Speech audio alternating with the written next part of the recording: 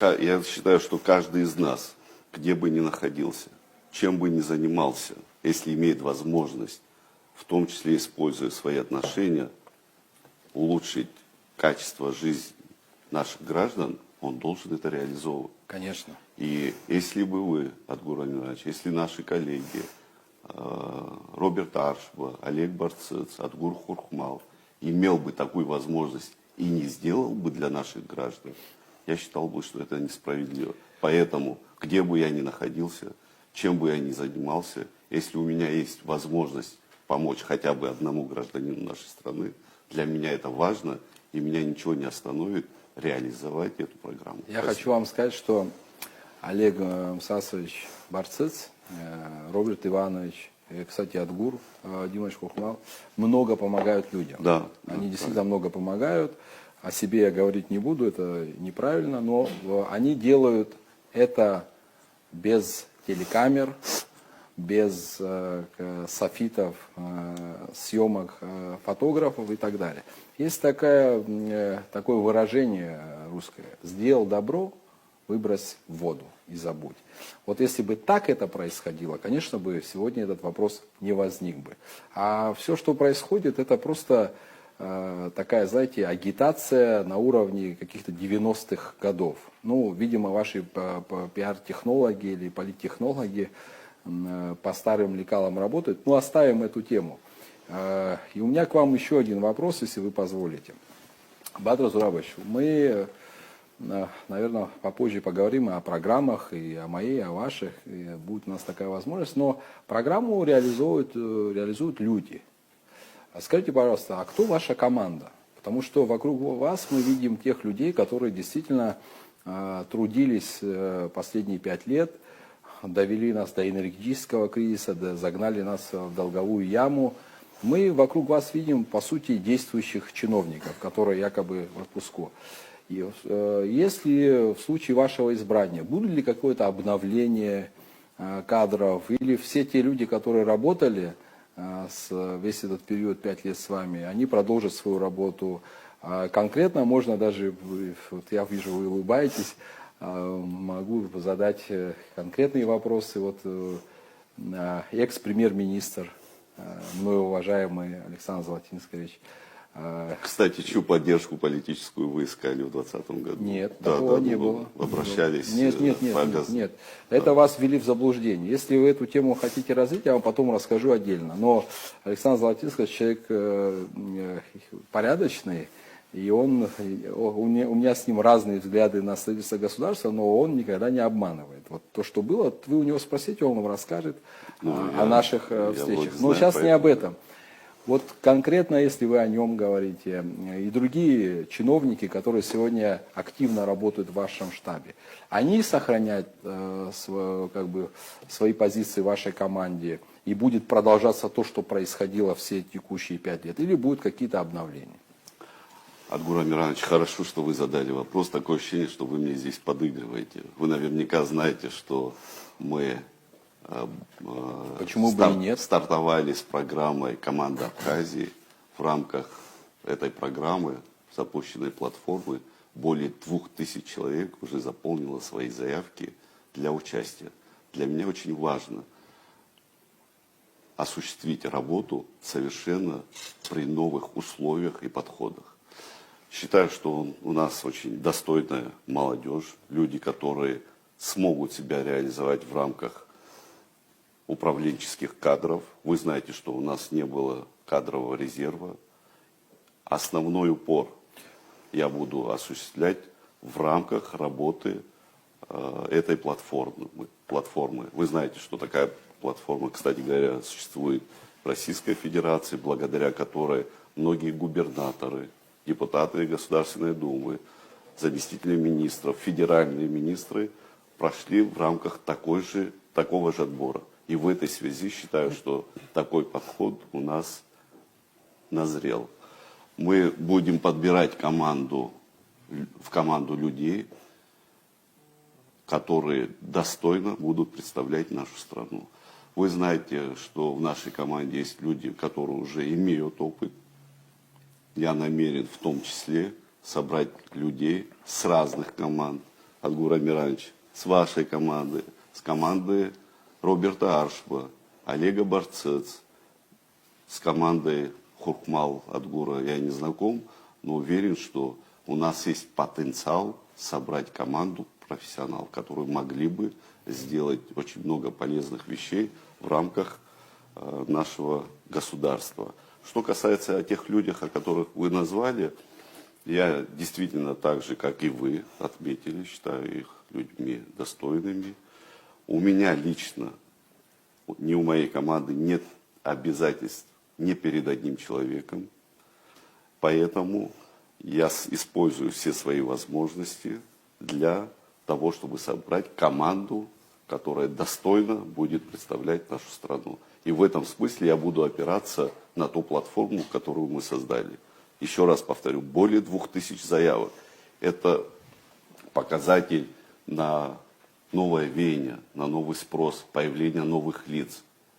И я уже в рамках работы с этими анкетами для себя отобрал людей, которые могли бы быть полезны в тех или иных областях.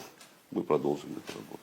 То есть вот эти чиновники, которые сегодня вас окружают, в вашей команде предвыборной, и делают большую работу, они завтра работать не будут, и просто вокруг вас они собрались в рамках какой-то идеологии. Я правильно понимаю? Я еще раз повторяю, что мы будем собирать команду людей, в том числе из действующего состава, привлекать новых людей, привлекать из тех или иных команд, которые мы, кстати говоря, за которыми мы наблюдаем, отслеживаем. А что говорить о чиновниках и о людях, которые поддерживают нас, Адгур Амирович, вокруг вас нет новых лиц. Это все те же люди, фактически, с кем вы работали. Почему? Алхас Владимирович Джинджалович, кандидат в вице-президента, Да, депутат парламента. экс-депутат Да, парламента, он конечно. никогда не был чиновником. И много других молодых ребят, которые сегодня себя проявили в течение этих 5 лет. Есть представители старшего поколения, это в первую очередь союзы интеллигенции, это ветераны национально-освободительного движения. Совершенно верно. У нас, И такая команда у всех, состоящая из очень достойных людей. И в этом смысле Дело же не об все достоинстве. эти команды не исключение. Мы можем говорить долго о тех людях, которые находятся рядом с нами. Но каждый из них в том или ином качестве принимал участие в тех или иных политических процессах. Мы в Абхазии Такие руководители, как Леонид Запшева, он же ваш соратник, он везде с вами находится, и как другие руководители. Это говорит о том, что вы завтра готовы их назначить, или бы отказать им в возможности реализовывать свои возможности в стране? Ну, в отличие, это же риторический вопрос. в отличие от тех, кого вы называете, нашу страну до энергетического коллапса из них никто не довел. Я просто про это спрашиваю. Что касается энергетического кризиса, давайте быть откровенными Давайте. и возвращаться к истокам этой проблемы. Давайте, Вы знаете, да. что ветхое состояние нашей энергосистемы, и, к сожалению, первый переток в Абхазию начался еще с 2016 года. Нет, раньше. В 2014, но оплата началась с 2016 года. Адгур Амирович, это как раз, когда вы были министром экономики, курировали отрасль. Какая сумма, напомните?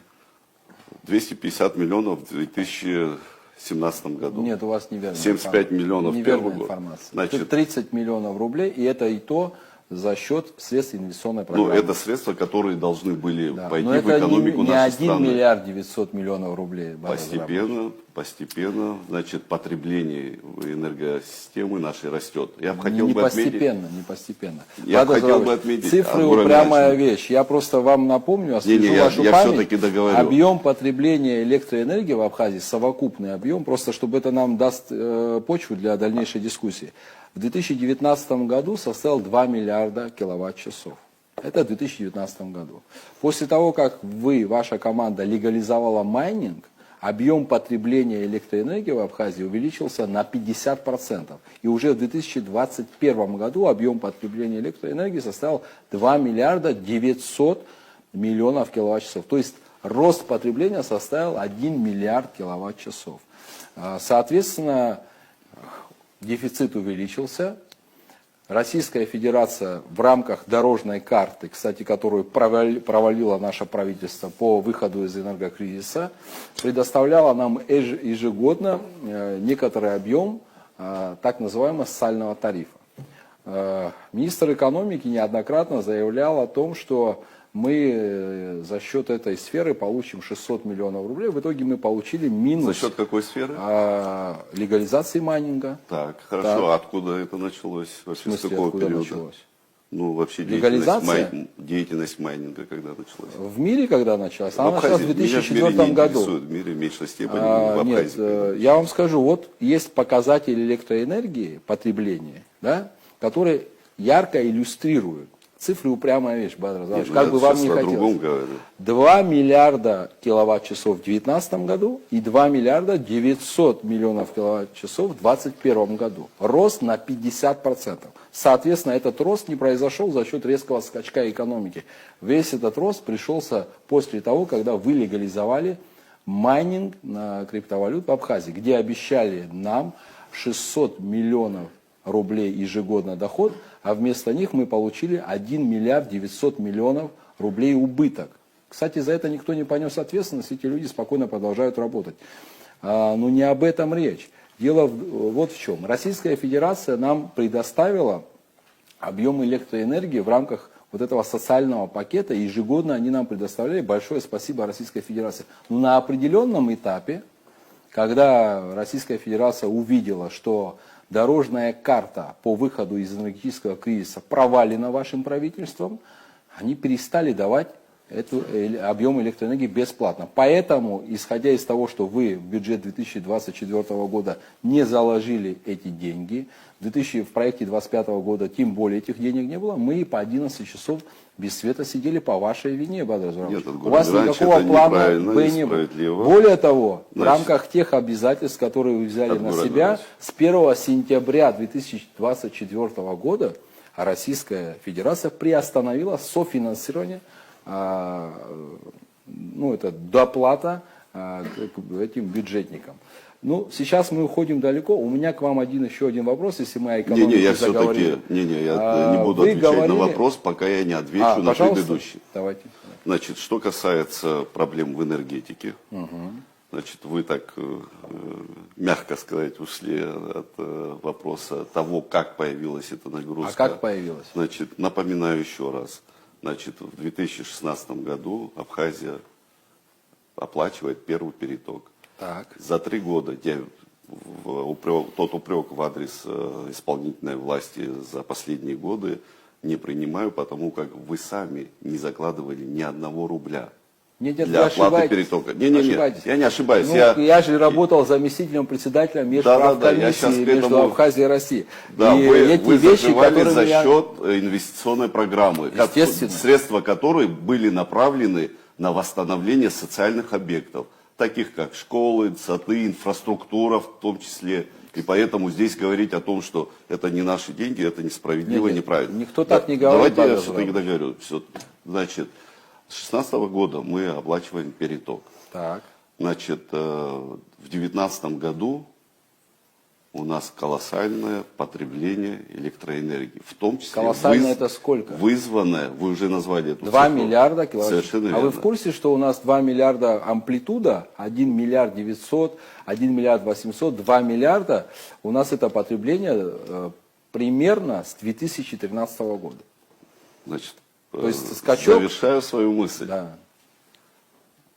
И ничего того, о чем вы говорите, что было необходимо сделать для выхода из энергетического кризиса, вы не предпринимали, по сути. Кто вам это сказал? Ну, Мы в почему? 2018 году запретили майнинг. Мы Запретили приняли- майнинг? Нет, секундочку. Мы разработали... При этом ввоз Ну, на территорию Абхазии. А при чем тут ввоз? В смысле, а как запретили, У когда нас, оборудование у нас и горный бизнес запрещен в Абхазии, вы в курсе? Совершенно А верно. ввоз там игральных карт запрещен или нет? Нет, одно это к не другому то какое сравнение, отношение Артур имеет? Иванович. А Значит, зачем что об этом касается- вообще говорить? Я не знаю, Вы- эту тему вы поднимаете. Я бы хотел бы сказать следующее. Адгур Амирович, Хорошо. Слушаю. за 4,5 года в экономику Абхазии, помимо тех сложностей и нагрузок, которые мы имеем, в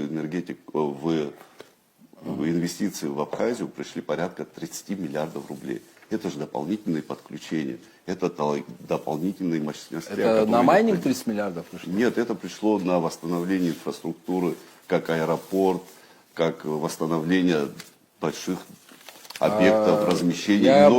Вы не знаете, наверное, да, что за 4,5 года в экономику Абхазии было введено порядка 30 миллиардов рублей.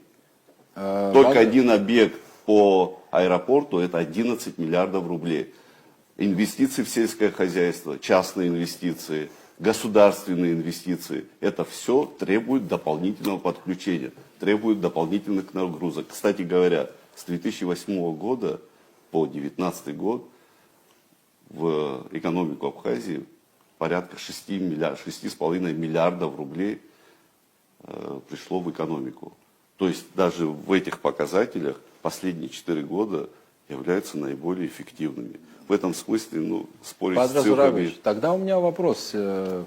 Если вы говорите, за последние 4,5 года пришло 30 миллиардов рублей, я не знаю, каких рублей вы имеете в виду, наверное, российских. Российских, конечно. Но скажите, пожалуйста, а как так произошло, что вот по официальной статистике, она передо мной, численность работающих в экономике сократилась на 1700 человек? Да, очень правильный вопрос. Более того, дальше можно я дополню? Объем предприятий, производящих промышленную продукцию, сократился на 10 единиц. Объем производства промышленной продукции, если с учетом инфляции, сократился на 22%. В натуральном выражении объем сократился на 16%, если говорить о производстве вина, а минеральной воды вообще на 40% и пива 26%. Это все.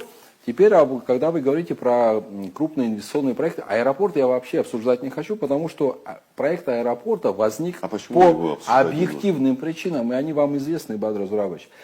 Аэропорты Юга России сейчас, кроме сочинского, все закрыты из-за СВО. Вы здесь несправедливы. Хорошо, это моя оценка. Это вопрос, который Когда мы говорим об проработки. Крупных инвестиционных проектах, я хочу вам напомнить один проект, который вы презентовали, вы всем правительством там сидели, это Москва-Резорт, который должен был быть реализован. Объем инвестиций 20 миллиардов рублей, под это выделено было много земли, там сейчас ничего не делается. Более того, вы передали в аренду некому юридическому лицу, то есть это аффилировано с экс-губернатором Краснодарского края Александром Ткачевым, чернореческое форелевое хозяйство, где вы говорили нам о том, что там... Я вам говорил, ваша команда Кто это говорил? Ваша команда. Моя команда сегодня, я и Беслан Владимирович. Мы сейчас говорим про прошлое. То есть мы же говорим про прошлое, а вы были в части этой команды. Я понимаю, что вы сейчас хотите отмежеваться от прошлого. Ни в коем случае. Но я говорю, кто конкретно говорил такие вещи. Вот кто презентовал. Я конкретно вас видел на презентации этого проекта. Я был на презентации. Теперь, что касается чернореческого форелевого хозяйства, которое должно было расцвести, много было разных разговоров вокруг этого, я там недавно был. Вот то форелевое хозяйство, которое сохранил Рожден Агрба, ныне покойный, оно полностью уничтожено. Там нет ни одной рыбы. Там 2 человека, которые просто из чувства совести, чтобы вообще все, что осталось, не разворовали. А какие процессы? Они там находятся. Какие процессы? Да. В смысле какие? Восстановление объекта. Ничего там не происходит. Ничего. Я в детстве туда часто ездил, мой отец любил нас возить там на пикник. Вот как так в то время было, и так и осталось. То есть ни рубля инвестиций туда никто не привлек. Поэтому, когда мы говорим о объеме каком-то колоссальном инвестиций, честно вам скажу, вот эти цифры, когда мы все эти 5 лет слышали от вас, от вашей команды, и у меня такое склалось впечатление, что это какой-то, знаете, 2 параллельных мира, в котором живет абхазский народ и руководство Абхазии. Потому что те 30 миллиардов рублей, о которых вы говорите, может быть, они куда-то и пришли. Как куда-то? Кому-то и пришли. И с этим, наверное, и связано то, что некоторые ваши коллеги приобретали себе там жилплощадь по 200 миллионов рублей и так далее. Это второй вопрос. Я не понимаю, как улучшилась жизнь жителя села Члоу, там, Кутол, Пакващ или Дурив, Шлыхна от этих инвестиций. Ничего не изменилось. Люди цены выросли, цены намного выросли, 45% составила инфляция, зарплаты практически остались на том же уровне. Нет, это неправильно. А что произошло с Повышение зарплатой? заработных плат за этот период по разным категориям направлений от 100%. И вы знаете, что мы учителям в 2025 году, в январе, еще на 25% повысили Учителям вы- заработную плату, медикам, А какая средняя заработная плата сейчас? учителям около 20 тысяч рублей. Это средняя температура по больнице. Я вам хочу Да, конкретный вы вопрос знаете, задать. Можно? Давайте я все-таки продолжу тему. Нет, которую я вы про говорили. учителей. Можно один конкретный вам Да. вопрос задать? Вы знаете, какая заработная плата у учителя Ачандарской школы?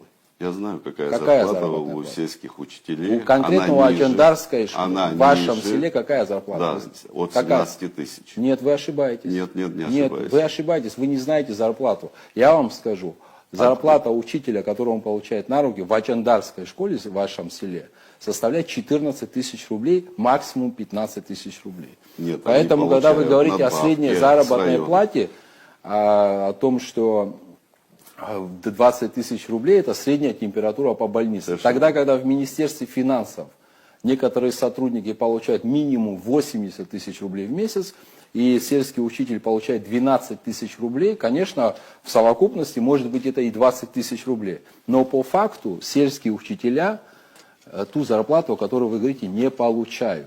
Я вам другой вопрос задам. Вы знаете, какая Ой, я зарплата? извини- я Не извини- надо Юрий меня Иванович, перебивать, пожалуйста. Я Нет, может, сначала завтра должен вы знаете, ответить. тоже- Сначала, Вы знаете, какая сначала я зарплата, скажу об какая- инвестициях, о которых вы говорили, и которые, как вы говорите, не отражаются на Если вы жизни не граждан нашей знаете, страны. какая зарплата Хотел бы- учителя в вашем родном селе, Бадр Ну, Зураевич, это... Гурам Иванович, вы передергиваете факты. Я прекрасно знаю зарплату учителей в сельской местности. Я бы хотел бы вам сказать, что те возможности, которые дал наш бюджет за 4,5 года, который вырос в 2,5 раза, лучше, чем тот бюджет, за который вы несли персональную ответственность. Я за бюджет персонального Да, ответственности как нес. министр экономики и как вице-премьер, курирующий в том числе экономический блок, Нет, Базар когда Зураевич, у вас неверная бюджет информация. нашей страны 3 года подряд не менялся. Это фактически стагнация экономики. Нет, это Базар фактически, да, совершенно вам- верно. я вам С 2016 года Нет. по 2018 год бюджет нашей страны оставался на одном уровне. Как можно говорить о том, как Вы какой бюджет имеете в виду? государственный бюджет... Вы путаете с республиканским, Бадр Зураевич, у вас это Не-не-не. часто происходит. Вы, Нет. наверное, я вам скажу, Абдур а Амирович, бюджет в 2013 году, абхазский бюджет, что мы называем, составлял 2 миллиарда 900 миллионов рублей. Уже в 2019 году он составлял 6 миллиардов 700 миллионов рублей.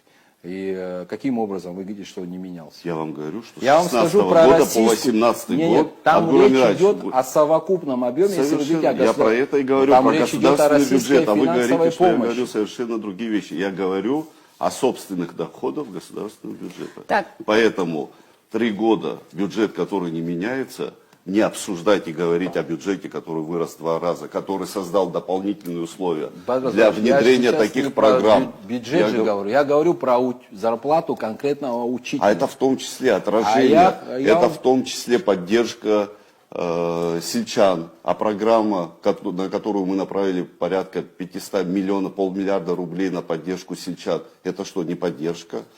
На лечение наших соотечественников за пределами нашей страны более 4000 человек направлено. Это все те же возможности, которые созданы благодаря данному бюджету.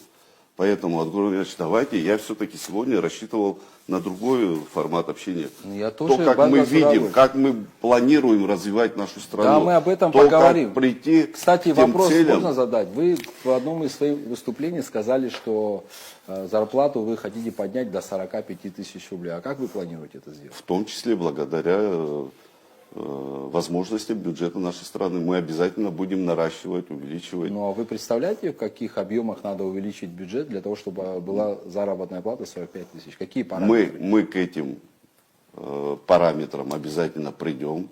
Ну, как, конкретнее можно? Да, Какие да. период времени, какие параметры должны быть у бюджета, чтобы 45 тысяч была заработная плата? Вы знаете, что мы в рамках нашего бюджета возможностей нашего бюджета, наращиваем объемы, и средства, которые дополнительно будут поступать, мы будем направлять в первую очередь на поддержку учителей, Какой медиков. должен быть объем бюджета Республики Абхазия, чтобы заработная плата была 45 тысяч рублей? Можно ответить конкретно на этот вопрос, Бадр Журабович? Адгур Амирович, И в какие сроки можно этого достичь? в течение 2,5 лет мы к этому обязательно придем. А какой должен быть объем бюджета? Порядка на 50% повышения показателей собираемости собственных доходов. Так что, Адгур Амирович, я вижу ваши показатели по программе, где вы планируете выплачивать по 300 тысяч, по 500 тысяч. Да. Эти цели тоже надо подкреплять Пожалуйста, возможностями можно я вам бюджета. отвечу на этот вопрос? И знаю, какие расходы С удовольствием я необходимы отвечу. для реализации У нас все такого рода посчитано. программы. Вы говорите о золотых медалистах? Дай Бог. Ну, их количество небольшое, поэтому это Да, возможно. Это возможно. Да, а Дай Бог, остальные чтобы их программы? количество было настолько большим, чтобы нашему бюджету денег не хватало им платить по 500 тысяч рублей. Но, к сожалению, их не так много, поэтому по 500 тысяч рублей, то, что мы обещали, мы будем делать. Тем деткам, которые закончили школу на золотую медаль, они будут единоразовую помощь получать 500 тысяч рублей. А на серебряную медаль, соответственно, чуть поменьше, будет 100 тысяч рублей. Но если вы говорите о параметрах какие, вот почему я вам задавал и вопрос, потому что вы знаете, сколько у нас учителей в Абхазии всего? Наверное, Сколько? более 4000. Нет, у нас в Абхазии 3889 учителей. Это Имеется в виду, в том числе в разных образовательных учреждениях, Нет, в том числе и частных, более 4000 человек. это с частными вместе.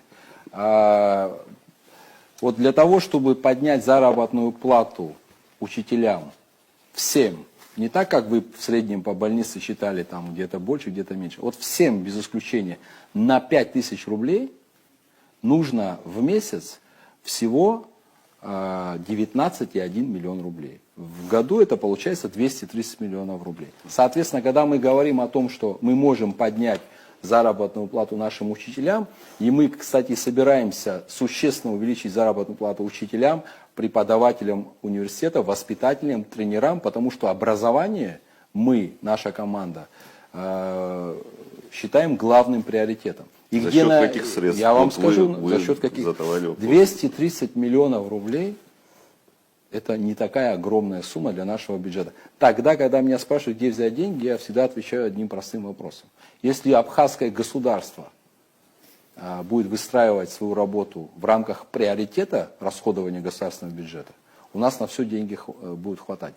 А вот если мы в прошлом и позапрошлом году по вине вашей команды просто выбросили в море 2 миллиарда рублей наших денег, то когда мне говорят, что у нас нет 230 миллионов рублей на учителей, я улыбаться Не начинаю. по вине, давайте сделаем. Это же будет справедливо, если Дальше, можно что я... мы все несем ответственность. Нет, я за хотя это не курировал энергетическую я- отрасль, я часть ответственности несу на себе. Но вы Мы- как куратор, который долгие годы Какие долгие курировал. годы, Владимир Владимирович? Вы Ну, мою как, биографию 5 лет? плохо изучили. Ну, Теперь, что Адгур касается... Амирович, вы все-таки уходите от Что вопроса. касается На тренеров, вас вы ответственность знаете, есть за сколько... энергетические проблемы в Давайте нашей мы стране? о будущем Нет, поговорим. давайте. Я же уже на этот вопрос ответил, Бадр Зурабович. Не, вы не на это точно не отвечали. Бадр Зурабович, если бы вы продолжили бы ту работу, которую мы делали в Министерстве экономики, если бы не то, что даже продолжили бы, если когда принимали эти безумные решения, просто позвали бы и спросили бы, сегодня ситуация в стране... Я прошу прощения, а какую работу не продолжили? Вот вы начали, и Мы вы не запретили продолжили. майнинг, вы его легализовали и нанесли При колоссальные... этом запрета на ввоз не было. Опять и, вы с этим и в ввозом, 2019 году порядка 80 тысяч аппаратов находилось на территории Это Абхазии. неправда. Ну как неправда? Ну это неправда. Ну как Вот неправда? так Это неправда. совершенно очевидные вещи, с которыми Теперь дальше. спорить Вы знаете, тяжело. сколько у нас в Абхазии тренеров разных видов секций? Адгур Амирович, вы решили меня... 220 человек. Роберт, не надо, проверить пожалуйста. У нас на- время заканчивается? Нет, у нас время не заканчивается. Давайте мы сделаем паузу, уйдем на рекламу и вернемся. Передохнем чуть-чуть.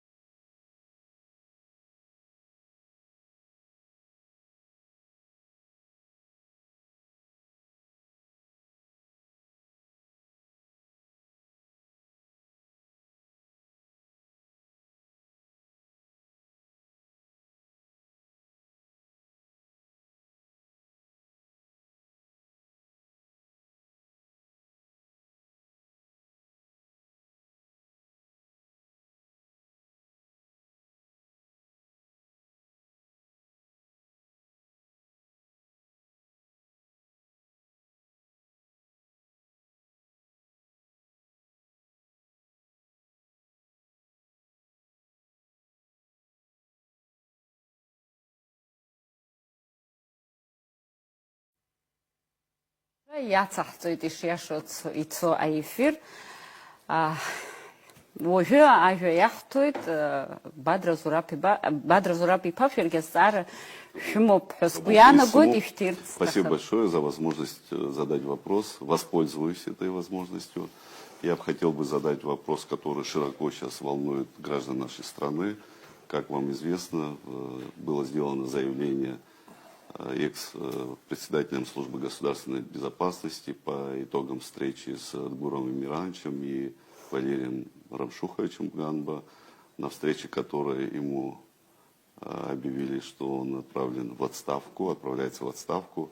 Но это, наверное, не самое важное. Самое важное то, о чем говорил Дмитрий Кучубевич, что на этой встрече задавались вопросы следующего характера. Есть ли возможность у нас самостоятельно охранять рубежи нашей страны? Я бы хотел напомнить то, как создавались условия по обеспечению охраны государственной границы.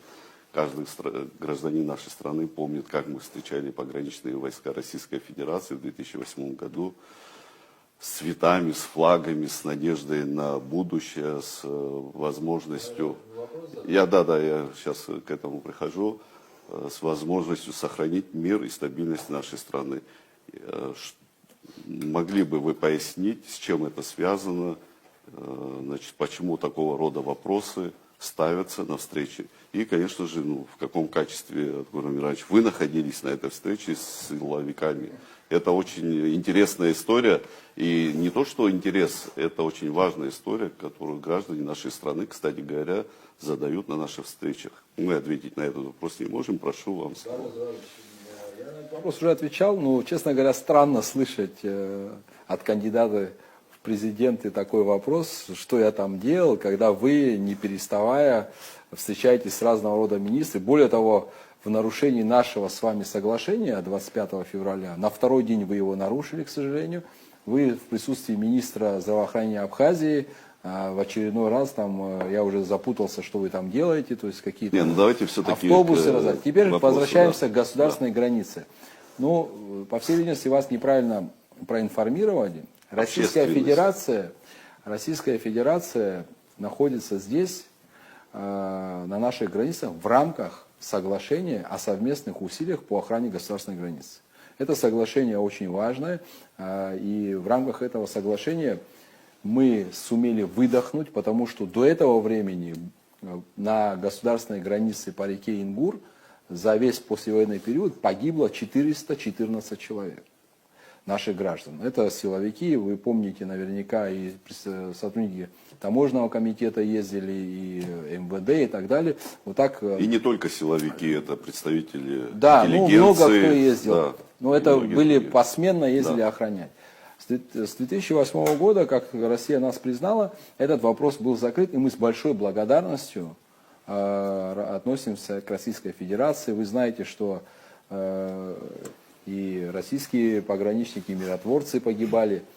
И вопрос о том, чтобы убрать российских пограничников с абхазской границы, никто не ставил. Вас просто неправильно проинформировали. Вы, наверное, находитесь в контексте этих пропагандистов или внешних каких-то сил, которые Вы наверняка смотрели интервью бывшего председателя службы государственной безопасности, где он Можно я отвечу на вопрос? Он сказал следующее. Вопрос стоялся о границе. Действительно, вопрос стоялся о границе. И вот почему.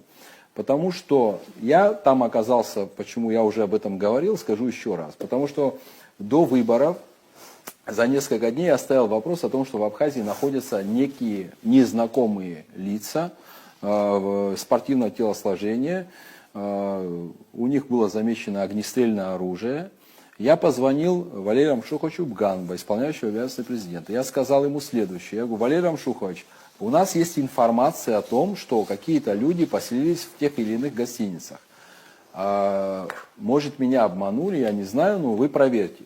Он говорит: конечно, мы отреагируем. В итоге за день или два до 15 февраля они провели Совет Безопасности, где даны были поручения. Мы успокоились.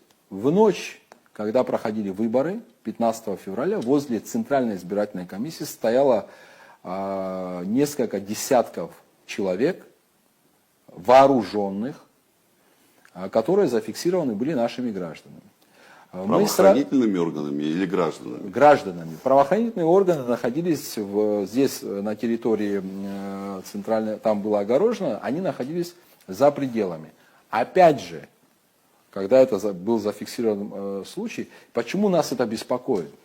Я вам скажу, потому что Абхазия это пересечение клубок разных интересов. И здесь, пока мы с вами занимаемся выборной кампанией, возможно, какие-то третьи силы, третьи, я имею в виду, у нас абхазо-российские отношения, какие-то третьи силы, в том числе из Грузии, из Украины, могут совершить провокацию.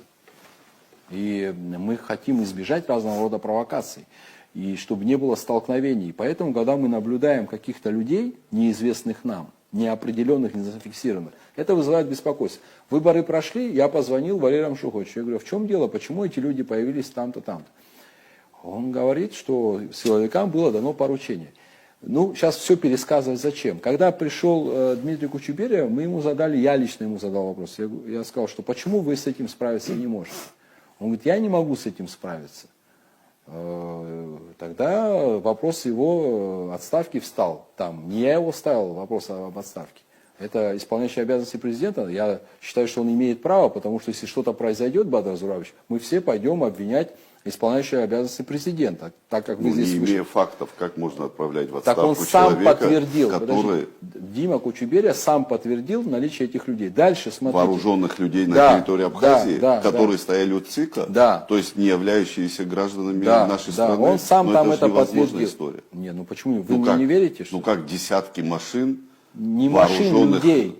ну они же Да, не на машин, транспортных не- средствах вот. подъехали. Теперь к по ЦИКу. государственной границе. И, кстати, этот вопрос тоже перевернули.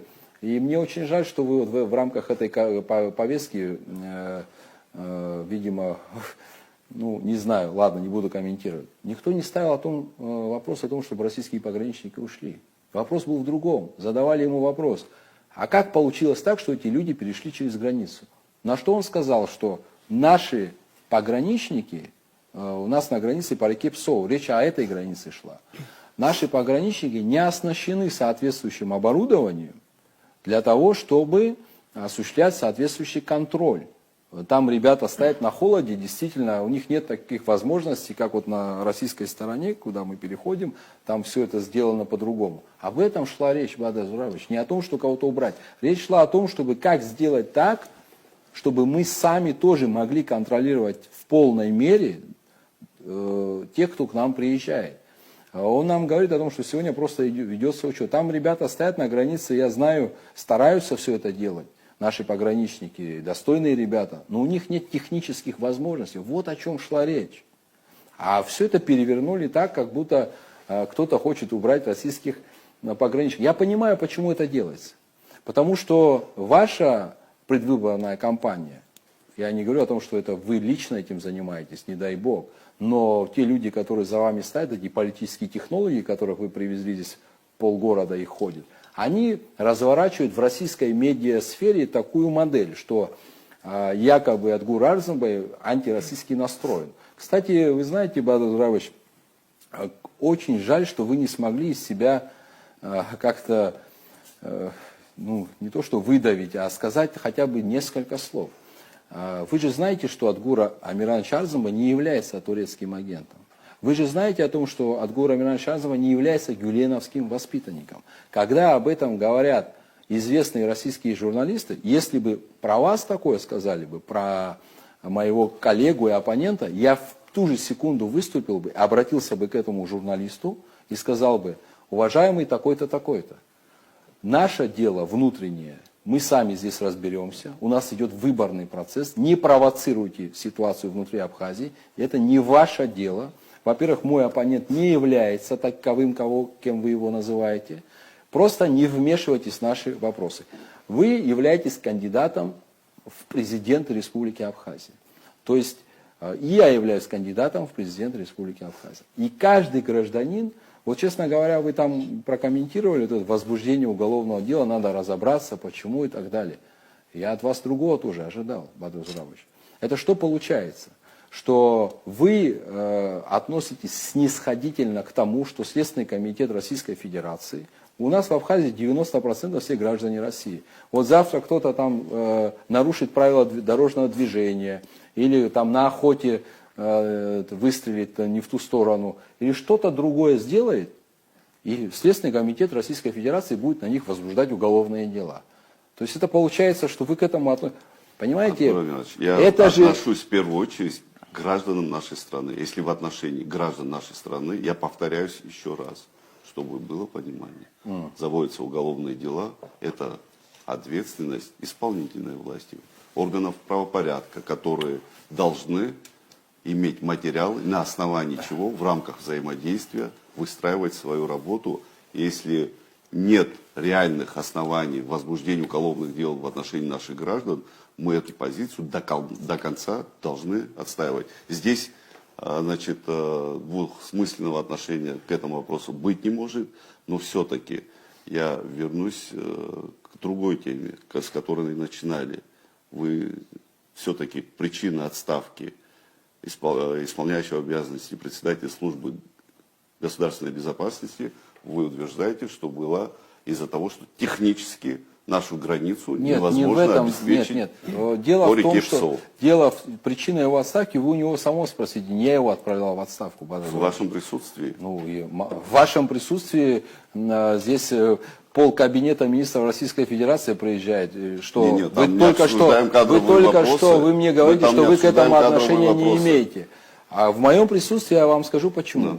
Я кандидат в президенты. Так. Все, что касается выборного процесса, касается меня напрямую. Если произойдет завтра провокация, о которой мне было известно, что она может произойти, я ничего не сделал, это будет и на моей совести. Я считаю, что как кандидат в президенты, как гражданин, я должен сделать все для того, чтобы завтра не было никакой провокации, и мы выборы провели в спокойной атмосфере. В первую очередь это ответственность исполняющего обязанности Теперь, президента, когда вы который наделен полномочиями и возможностью решать эти вопросы. Ну, в итоге тогда людей, которые якобы находились с оружием в городе Сухум, были найдены? Либо это были слухи. На основании слухов отправлены в отставку исполняющего обязанности он сам председателя. подтвердил, эти люди больше не фиксируются нашими гражданами. У нас есть своя служба безопасности, пока мы этих людей не фиксируем. Как их зафиксируем, то мы об этом сообщим правоохранительным органам. Кроме этих людей есть группы лиц, которые передвигаются с оружием? Вам известны такие факты? Нет, неизвестно. И Вам известно? оказывают давление на избирателей. Есть такие факты? Вы Я слышали что-нибудь? таких не слышал. А вы слышали? Да, слышал. Ну, а почему вы не обратились в правоохранительные органы? Мы, значит, фиксируем эти мероприятия. Ну, почему не обращаетесь, если есть нарушение закона? Мы И прав наших фиксируемся и будем обращаться в правоохранительные органы. Накапливаете материал? Да, совершенно. Ну, хорошо, накапливайте. Адгура Миранчи, я напоминаю, я всего лишь напоминаю, аԥсышәала азара шәҭир, даараӡа ибзиан ҳәа басаҳәара ҟарҵоит. Астара ԥсышәала, урысшәлагьы ԥсышәлагьы. Ԥсышәала. Ԥсышәалагьы сҳәоит, Бадра Зураб-иԥа, убас иҟалар, нас ҳажәлар шәалархар. Абри администрациа президент аус хыжәуаз. Аанда иакәыршаз. Шәыргьежьума. Шәгәы ишԥаҭоу? Адгура Миран иԥа стара зыҟашәҵогьы еилыскаауеит, аха сара сгәы излаанаго аан дакәӡам ауаҩы дызхьчо. Ауаҩы дызхьчо ижәлар 15 ноября. ижәлар арзнеишьоуп. Сара даҽа ҟазшьак ҳамоуп. Ҳазегь ҟазшьак зҳамоу еиԥш, саргьы ҟазшьак сымоуп. Сара сҟазшьала иаҵанагоит, ҳасгәы иаанагоит ауаа рыбжьара, аимадара абжьаҵара, азыӡырҩра.